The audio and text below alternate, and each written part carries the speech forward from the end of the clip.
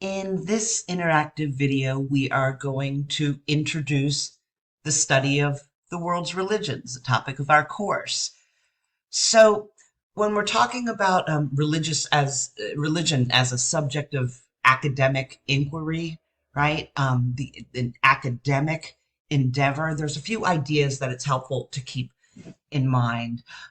So first, it was during the European Enlightenment in the 18th century that religion itself, like as an idea, became a distinctive cultural entity.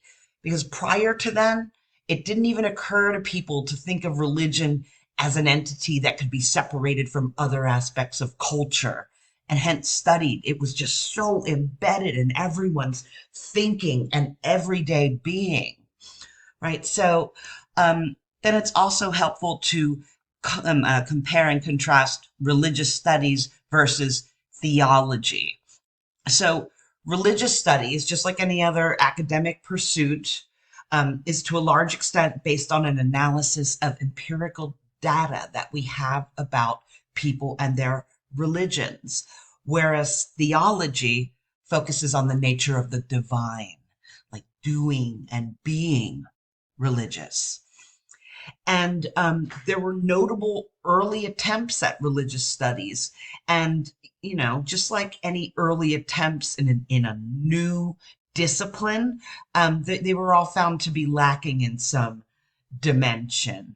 So one of those early attempts came from Emile Durkheim, and he was a French sociologist who formally established sociology as an academic discipline. And along with W.E.B. Du Bois, Karl Marx, and Mark Weber, he's commonly cited as the principal architect of modern social science.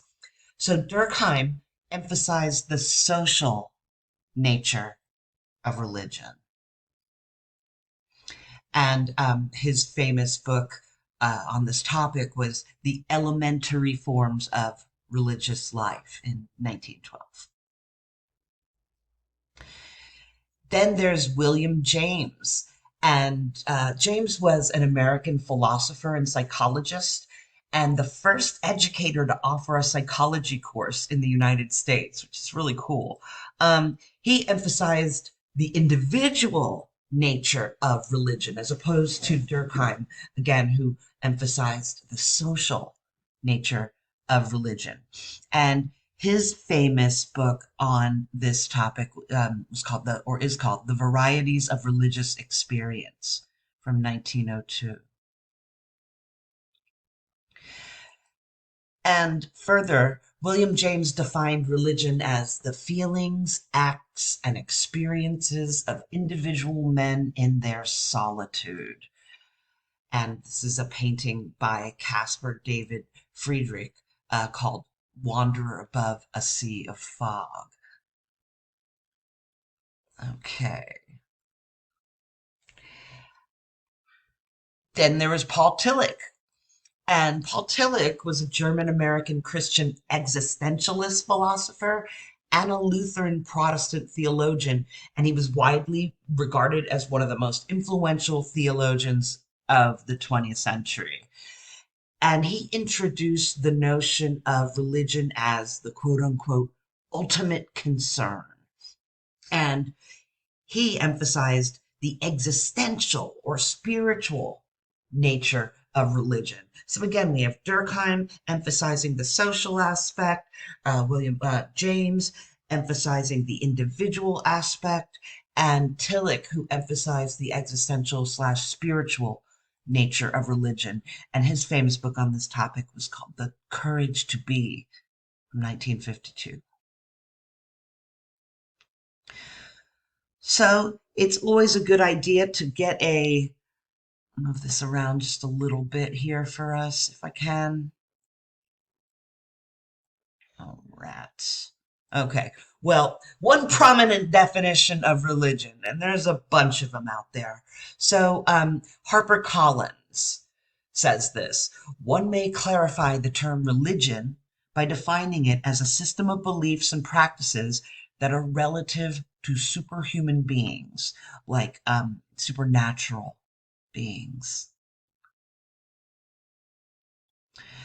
But another prominent definition comes to us from Bruce Lincoln, and he asserts in his definition that a religion always consists of four domains. So rather than just explain, like HarperCollins did, rather than just giving you a very general definition, um, Bruce Lincoln said, here are the necessary and sufficient conditions in order to call some sort of entity, right, a religion.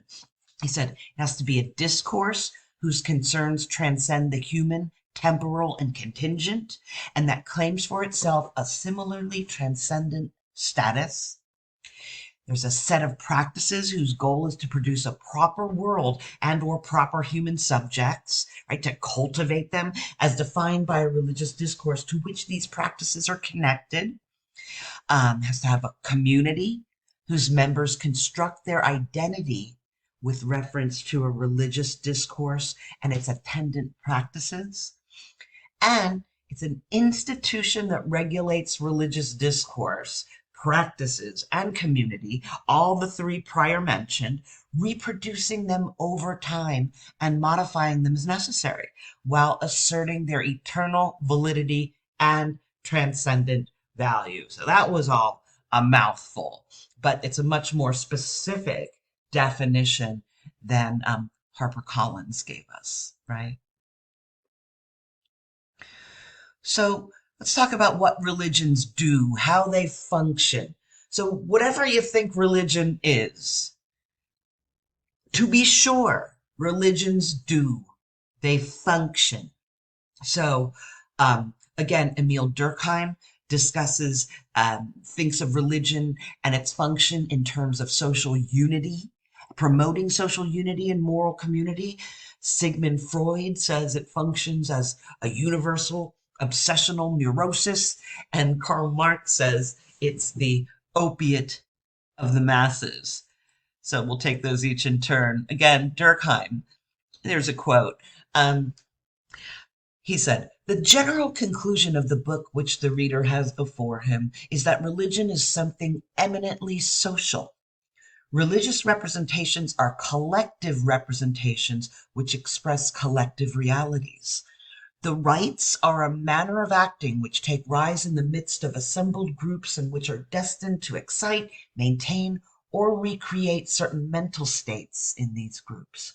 So, if the categories are of religious origin, they ought to participate in this nature common to all religious facts. They should be social affairs and the product of collective thought. At least, for in the actual condition of our knowledge of these matters, one should be careful to avoid all radical and exclusive statements. It is allowable to suppose that they are rich in social elements. So once again, religion functions to keep social groups together, says Durkheim. Then there was Freud. And here's a couple quotes from Freud about religion. If one wishes to form a true estimate of the full grandeur of religion, one must keep in mind what it undertakes to do for men. It gives them information about the source and origin of the universe. It assures them of protection and final happiness amid the changing vicissitudes of life. And it guides their thoughts and motions by means of precepts which are backed by the whole force of its authority. So that didn't sound too negative, right? But then look at the second bullet point. He also said, religion would thus be the universal obsessional neurosis of humanity. Like the obsessional neurosis of children, it arose out of the Oedipus complex, out of the relation to the father. And then there's Karl Marx, who said, man makes religion. Religion does not make man. Religion is, indeed, the self-consciousness and self-esteem of man who has either not yet found himself or has already lost himself again. But man is no abstract being squatting outside the world. Man is the world of man, state, society. This state and this society produce religion, which is an inverted consciousness of the world, because they are an inverted world. It is the fantastic realization of the human essence, since the human essence has not acquired any true reality. Heavy duty, huh? Also, religious suffering is the expression of real suffering and a protest against real suffering. Religion is the sigh of the oppressed creature, the heart of a heartless world, and the soul of soulless conditions. It is the opium of the people. It's a famous quote there. And furthermore, the abolition of religion as the illusory happiness of the people is the demand for their real happiness. To call on them to give up their illusions about their condition is to call on them to give up a condition that requires illusions. The criticism of religion is, therefore, in embryo, the criticism of that veil of tears of which religion is the halo. So, fair to say, Karl Marx, no big fan of any religion or religion as such, right?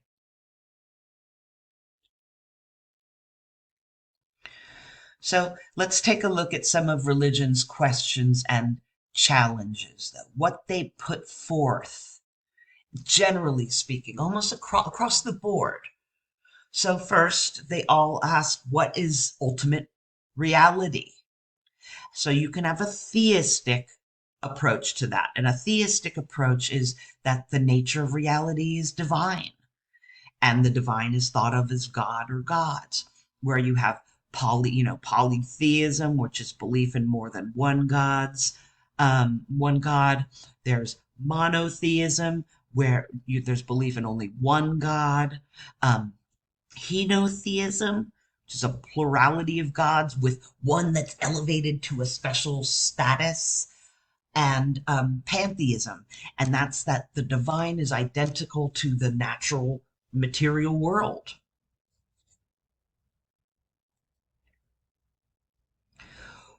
There's also a non-theistic approach to this question. However, what is ultimate reality? And the non-theistic answer says that the nature of reality is not divine, where the divine is thought of as God or gods. Under this category, the non-theistic answers to ultimate reality, or the question of ultimate reality, there's atheism, which flat out denies the existence of God or gods. Then there's agnosticism. And just to break this down, the word gnosis, Gnosis, means knowledge in ancient Greek. So agnosticism, excuse me, let's try that again. Agnosticism means that you don't know, right? So nothing can be known about the existence of nature or nature of God or gods, neither faith nor disbelief.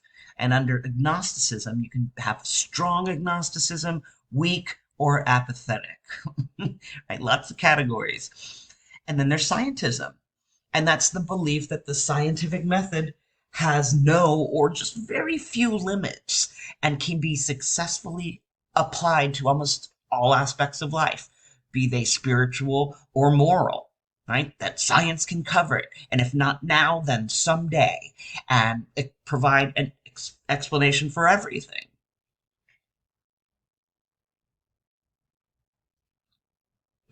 So continuing with religion's questions and challenges is the ethical question, is how should we live in this world? So a lot of us want to know, what is ultimate reality? Well, religion tries to answer that question. It also tries to provide ethical frameworks. How should we live in this world? So religion's attempt to explain both what it is to be a human being and how we ought to act and behave. Um, and they each contain some sort of ethics or ethical codes. Um, and then there's the question of what's the source of these ethical codes? Are they human? Are they divine? Are they human created? Are they divine and revealed to humans and specific humans? Remember, we're just talking about questions and challenges here. Not sure that we have the answers to these. And there are many answers and many opinions. Another big religious question. What is our ultimate purpose? Why bother with any of it, for that matter? So a couple interesting concepts that were coined by the Protestant theologian Rudolf Otto was that the ultimate purpose of religion is to have the numinous experience. And that is what he described as an encounter with the holy. And to further explain what he meant by this numinous experience, he divided it up into a couple of different facets. Mysterium tremendum, and that's the Latin term for awe-inspiring mystery. And it's that feeling of awe that kind of overwhelms a person who experiences the majestic presence of the holy other. It's an experience. And then there's fascinans, mysterium fascinans, and that's the contrasting feeling of overwhelming attraction. So you can see the numinous experience for Rudolf Otto is that you are frightened at this tremendous holy other majestic presence, and it doesn't necessarily have to be what any religion says is holds as their particular God, right? It's an experience of that's tremendous and scary and awe-inspiring and all-encompassing at the same time that it's terrifying and awe-inspiring. We're overwhelmingly attracted by it. We're fascinated, so we're drawn to it and scared of it, and it's huge and bigger than us at the same time. Or is it the mystical experience, which is the complete dissolution of an individual's sense of selfhood? Right? These are all some offerings by religious studies experts and sociologists about what is the ultimate purpose of religion. And we need to discuss the Minion Smart 7, which is a really popular set of concepts in religious studies. So Minion Smart was a Scottish writer and university educator and a pioneer in the field of secular religious studies, non-theological religious studies. So he defined 7 dimensions of religion, and we'll just clip through those really quickly, one by one. He said there's the mythic or the narrative, and that dimension refers to stories or past records that maintain a tradition within the religion. Then there's the doctrinal or philosophical, and that dimension refers to the belief systems created by leaders for adherents. Excuse me. Let's go back to where we were. Oh, okay. Then there's the ethical or legal, and that refers to codes of behavior, the dimension of religions that dictate or prescribe codes of ethics and behavior.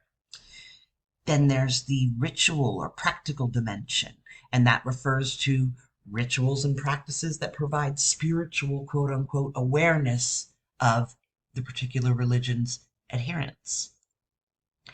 Then there's the experiential or emotional dimension of a religion, and that refers to the significant experiences of the founders and followers in response to any given religion. What sort of experience does it aim for or propose to cultivate in its adherents? Then there's the social or institutional dimension, and that refers to the organizational structures and social communities, that dimension that's found in every major world religion. And there's the material dimension, and that refers to works of people and preservation of sacred places and creating symbolic representations of traditional beliefs. Now, a quick note on dogma. And dogma is often defined as something held as an established opinion, especially a definite authoritative tenet or a code of such tenets, like a pedagogical dogma, or a point of view or tenet put forth as authoritative without adequate grounds, and a doctrine or body of doctrines concerning faith or morals formally stated and authoritatively proclaimed by a church. So there's many layers to what dogma is. And to be dogmatic means of or relating to dogma, or a person who is prone to making these sorts of statements, or somebody who's opinionated, insistent, authoritarian, imperious, dictatorial, or rigid. So the reason that we point this out is essentially that a dogmatic frame of mind is antithetical to religious studies, and we're in a humanities class that's focusing on religious studies. So if you're taking one of these attitudes, I'm not talking about you, if one is taking an attitude, a dogmatic attitude on behalf of their own personal religion, or it could be on behalf of your own personal religion, or a dogmatic position if you are atheist or agnostic. Dogma anywhere is the enemy of being a student of religion, and that's what we're trying to be in this class. So it's hard to not be dogmatic if you are an adherent of Christianity or Judaism, for instance, or Islam, and you are a faithful adherent. It's very hard to not become dogmatic about your religion. It's much a part of who you are and how you are, and your tradition and your family, and it saturates your life often. And so can if you are an agnostic or an atheist, that position can become dogmatic as well, such that you don't even listen to or open yourself to just the basic study of other religions. So the point that I'm trying to make here is, let's try to resist dogma of any kind so that we can learn something about these different religions, where they came from, what their practices are, how the Minion Smart 7 kind of pans out in each of them. So just keep that in mind as we go forward. And something interesting is that I know this is from 2015, but this is the most recent, like, exhaustive Pew Research Center study. But this is the breakdown in 2015 in terms of the religions, the demographics of religion throughout the world.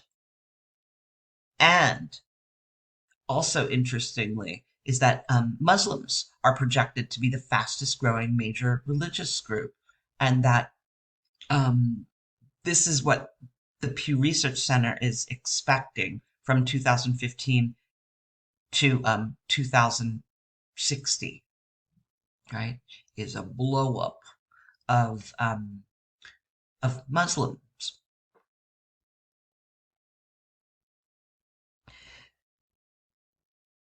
And then I thought this is a really cool video, so I'm going to run this.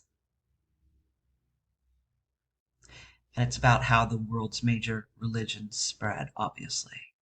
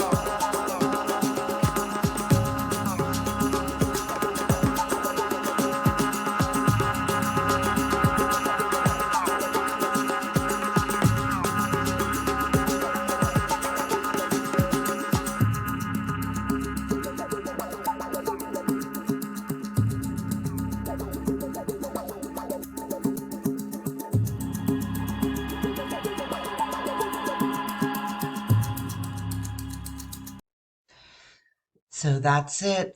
And in this video, we took a look at some definitions of religion, some thoughts, some thinking from religious studies scholars, some functions of religion, the questions and challenges that religions can pose, some of the dimensions of religion, a note on dogma, and then demographics.